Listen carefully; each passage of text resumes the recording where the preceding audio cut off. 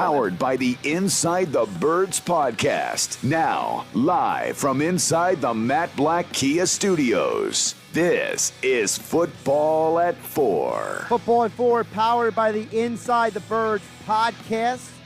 As the Eagles roster has evolved, but how much credit should we give the Eagles for how the roster has evolved? Plus, you have Zach Ertz speaking to the media. All that and more we'll get into with Geoff Mosher from the Inside the Birds podcast right here on 97.3 ESPN. Geoff, how are you doing on the first day of September?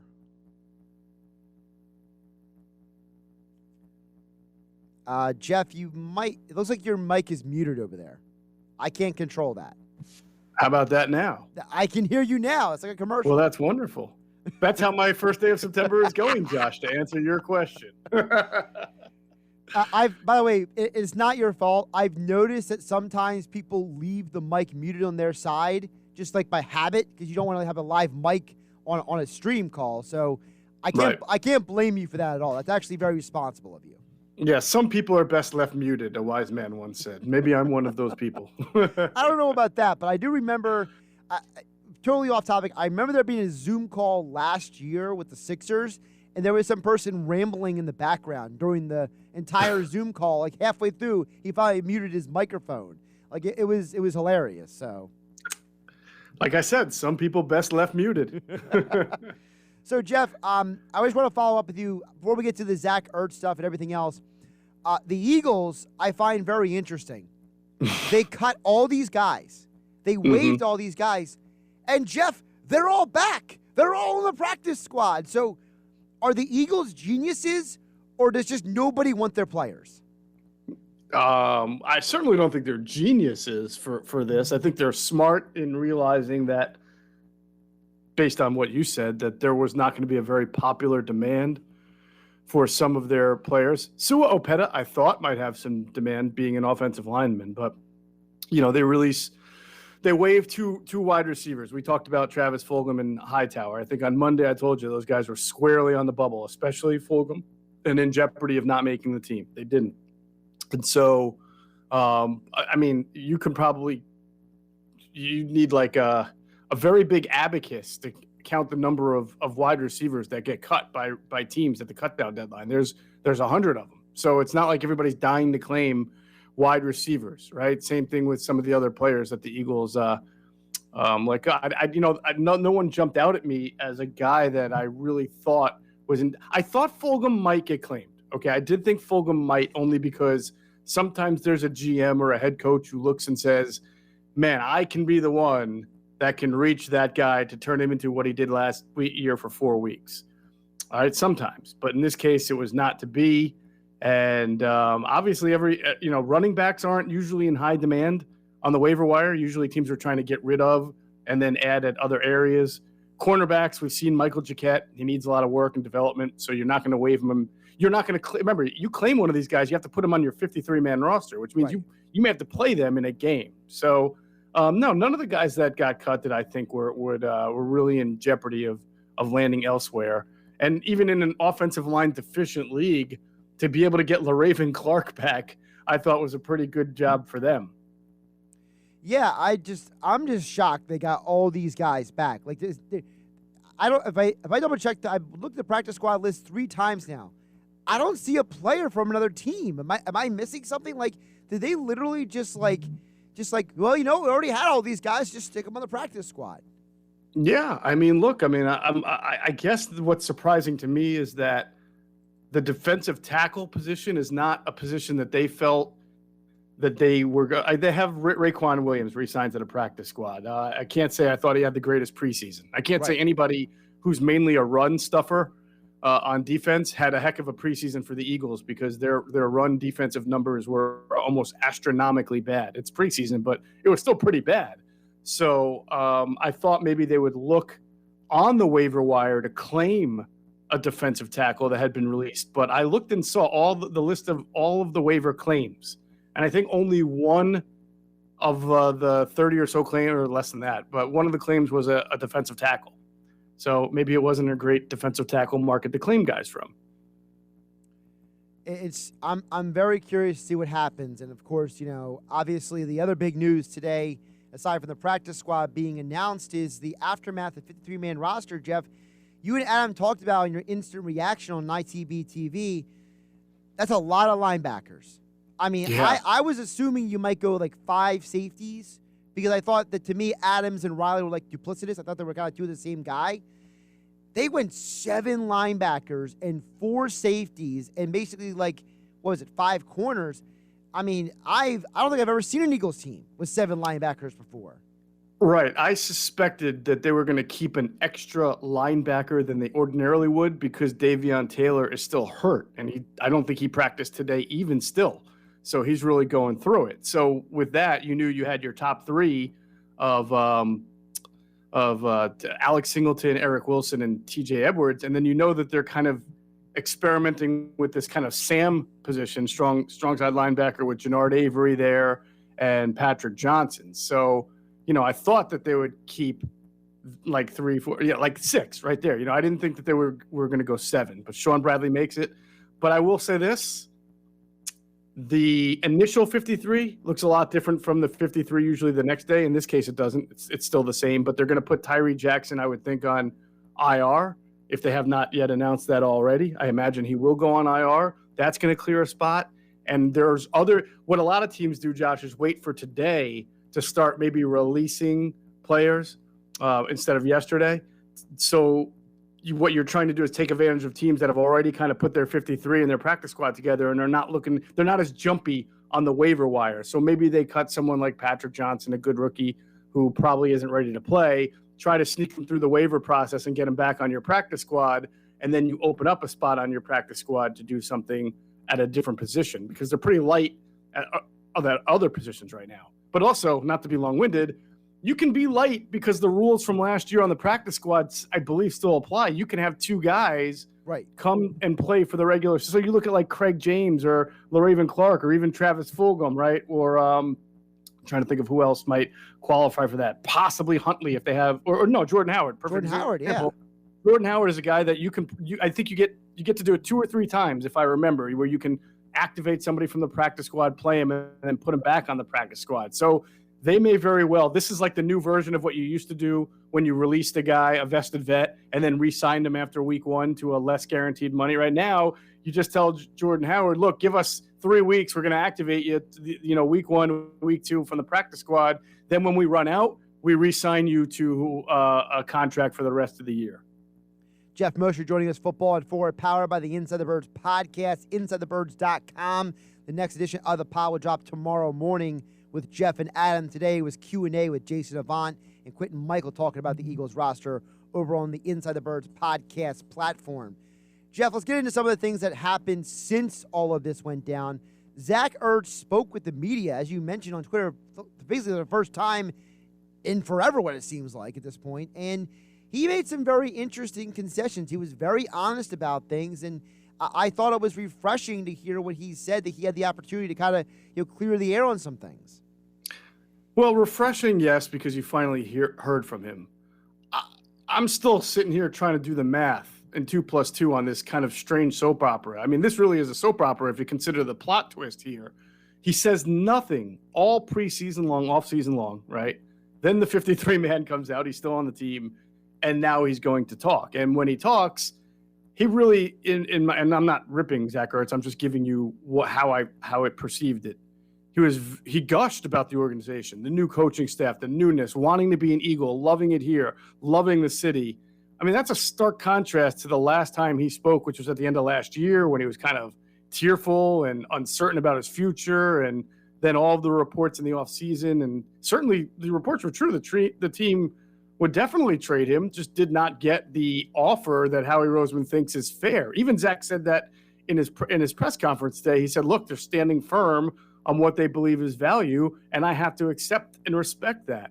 So to me, that leaves a lot of questions still, right? I mean, the question I have is, now that he's kind of professed his love for the team and the organization and wanting to be here, Josh, I would ask, well, does that mean he told the team he now no longer wants to be traded? B, I would say, does this mean the organization now has told him that they will not trade him no matter what. Okay, because remember, he said he wants to be here for the rest of his career. And C, how do the coaches feel about this kind of juxtaposition of having Zach Ertz on the roster when really they came in probably expecting that Dallas Goedert was going to be their number one tight end, the guy they want to feature as the tight end? Do they want to play as much 12 personnel? Because as we saw last year with Alshon Jeffrey still on the roster and still making money, even though it wasn't a great fit, they shoehorned him onto the field. So Zach Ertz is going to play if he's on the field. So does this mean more 12 personnel than 11 personnel? It just, to me, opens up a lot of questions that were not answered in that press conference. One thing that stood out to me also about what Zach Ertz said was he talked about he didn't want to, the reason why he was quiet during the offseason was he didn't want to, burn down the city, quote unquote. He was trying to, just be quiet because he loves the city of Philadelphia. And I think he doesn't really answer the question, though, because you can love Philadelphia but be unhappy with the team in Philadelphia. How many times have we heard about athletes leaving a team, unhappy with the team? Like Aaron Rodgers says, I love Green Bay. He doesn't like Brian Gutekunst, right? Like there's numerous examples. So it's like Zach used that as a way to sideswipe the question and be like, I'm not going to answer that because I love Philadelphia. It's like, Zach, we get it. But what about the Eagles? Right. He was directly asked by Jeff McLean if he felt that the organization has been honest with him from the start about his status going back to last year. And he did not say yes. He did not say no. He said it's a moot point. And then he went on to talk about why he didn't make a big stink publicly himself. And I couldn't help, Josh, and you're bringing this up, right? At perfect time. I couldn't help, as he's saying these things, but think about what the chatter is today in Philadelphia about Ben Simmons and turning his back on the city, and Joel kind of calling out the Phillies fans. And, of course, up in New York with Javi Baez and them calling out the Mets fans, and how the fans get thrown under the bus. And I don't know if it was strategical by Zach, but to have that statement today that it's not about Philly, it's the best place to play, it's the best fans, he has a love for here, certainly makes him look a lot more mature and a lot more understanding of the culture here than some of the other athletes who have been here and in other passionate cities like New York. So I don't know if that was Zach's plan, I'm going to capitalize on an anti-Ben Simmons movement going on and show the Philadelphians how much I love them, but it certainly coincides right at the perfect time because that's where the chatter is in sports talk today. Oh, it is. I was saying earlier, Jeff, listen, the Phillies have won 5 straight games. They're creeping up the division. Nobody cares. I know. I hate that, but The only thing I have seen online, doing the show for Mike Gill all week, getting responses all over the place from the listeners, all people talk about is Eagles, Ben Simmons. They don't care about the Phillies. They don't care about the Flyers. They don't care about Penn State football. They care about 2 things, and that's it. Well, I can tell you, I care about the Phillies, and I care about Penn State football. You know that, and I would be happy if I were in your seat right now to entertain those topics, and if it meant nobody reacted to me or talked to me, I'd probably do it anyway. I mean, I did talk about the Phillies a little bit earlier, but it was at some point, it's just this overwhelming response about the Eagles and Ben Simmons, and maybe there is some of the fact that Zach Ertz is positioning himself as the different guy in the room. By the way, Bryce Harper did the same thing this week. Bryce Harper talked about how much loves Philadelphia. He wouldn't want to play anywhere else. It's like you have on one hand you got Ertz and Harper. On the other hand, you have everybody else. Yeah, there's no doubt about it. And I think Zach has always handled it fairly well since, earlier in his career when he would get kind of chastised for not being physical enough. But he, for the last 5-6 years, he's done a lot for the city, by the way, from a charitable standpoint. His Ertz Family Foundation, they're doing some great things in North Philadelphia as we speak. I mean, he's been doing it for a while with Julie, his wife. He talked about that in his press conference. He truly, genuinely loves this area. I know that. And a lot of people do. I mean, how many Eagles, will, during their career, rail about the pressure and the fishbowl, and then they all live in our neighborhood here. They're all over South Jersey and the Philly burbs. They settle and stay here because at the end of the day, once the microscope off them, they love Philadelphia sports. They love the passion, and they like living in this kind of an area. Jeff, I also want to ask you about another guy who spoke to me, not specifically about what he said, because Well, we could do an entire podcast about Gardner Minshew at this point. I mean, that guy is just an interesting character, to say the least. But I find it interesting that the Eagles made him available to talk the day after Howie and Sirianni came out and said, this is the number 3 quarterback. Jalen Hurts is the starter. This is what Minshew's job is. It seems almost like the Eagles came out yesterday, wanted to clarify, here's everybody's roles, and now you can talk to these guys. Absolutely. If you don't think there's anything strategic about both Zach Ertz not speaking until today, and then, of course, Gardner Minshew until after Howie and Nick talk, yeah, that goes on. It's planned. It's strategic. And I thought that Gardner Minshew handled it very well. He understands his role here. He seems happy to be here. I think he, without really knowing, but I think he sees the bigger picture here about the opportunity to at least compete to be a backup by the end of the year. We'll see. I mean, I think Joe Flacco's a backup this year no matter what, but certainly for next year. But he's not blind to a situation that there's an uncertainty surrounding Jalen Hurts as a starter.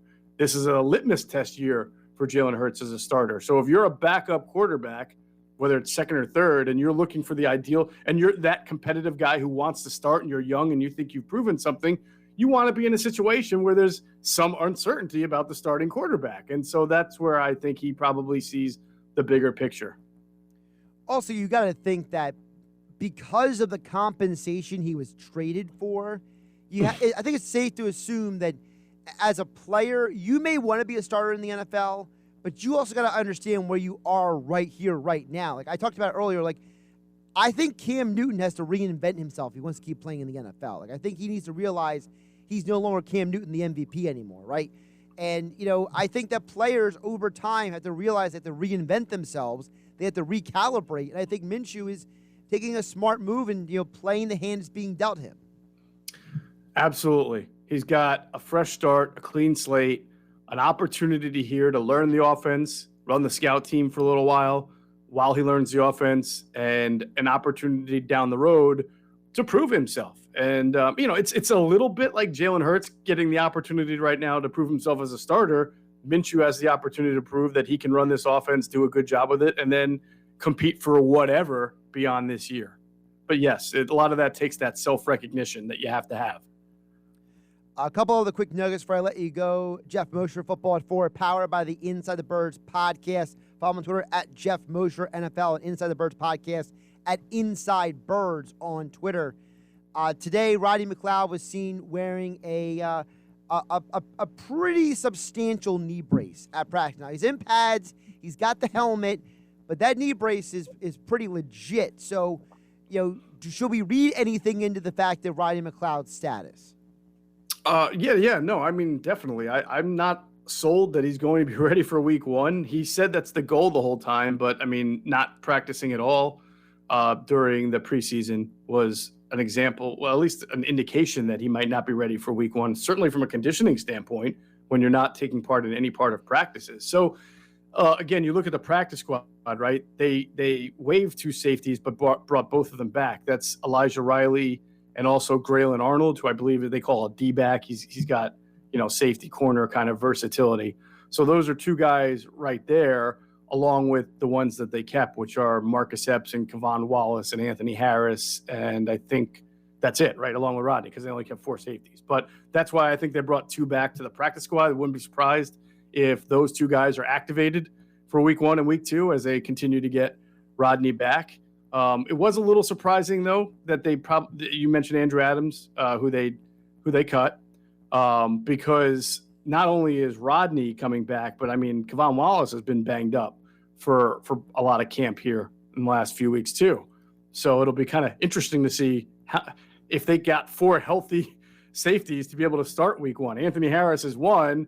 I think Marcus Epps is healthy right now, so that's 2. And then those 2 guys I mentioned from the practice squad will probably have to be 3 and 4 if the other 2 guys aren't ready. But we got 2 weeks, so Kevon Wallace could probably be ready by then. You would hope, maybe, theoretically, because yeah. Here's the thing with Wallace. It drives me nuts, Geoff. This guy was one of the leaders of Clemson's defense when they won a national championship. Yeah, he had to come to the NFL and start learning. But it feels like his entire time has been here, but been derailed. He gets derailed by COVID. He gets derailed by all these other things. Now he's getting derailed by injuries. It's like, is this guy just super unlucky? Like, what the heck? I mean, that's a microcosm of the entire team, right? I mean, how many guys have not been healthy? Davion Taylor, what was his? Did he have an injury history? I don't know because No, he didn't.